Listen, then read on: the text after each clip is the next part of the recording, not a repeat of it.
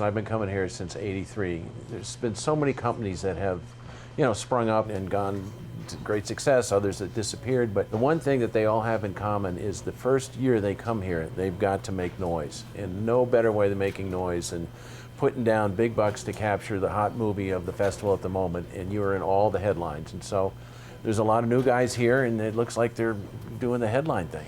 And there's an aspect of this that historically, we're in the festival, there are these movies that get these headlines, it may be the price, it may be something else, and then what's always informative to us is a year later to look at the films that were the strongest in the marketplace from the festival before, and very rarely, it was the case with Little Miss Sunshine, the year of that one, but very rarely is it the one or two films that were talked about the most. We kind of pride ourselves that we bought Grandma with Lily Tomlin, Paul Weitz's movie last year for the World, and it was not a movie that received a huge headline when we bought the film. Here we are this year, and it was one of the strongest performing films of all the films at Sundance last year. So I always think it's informative to kind of assess a year later what actually happened with these films. Do you think that's like a PR tactic when they're going out? Well, I don't know if it's a PR tactic. Absolutely, it's a PR tactic, and I think they're taking a gamble, and they probably,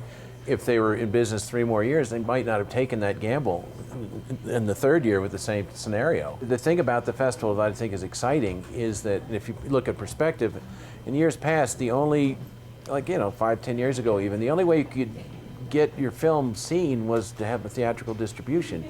And now there is a place for every movie in this festival where it will be seen by the public in some format or some venue.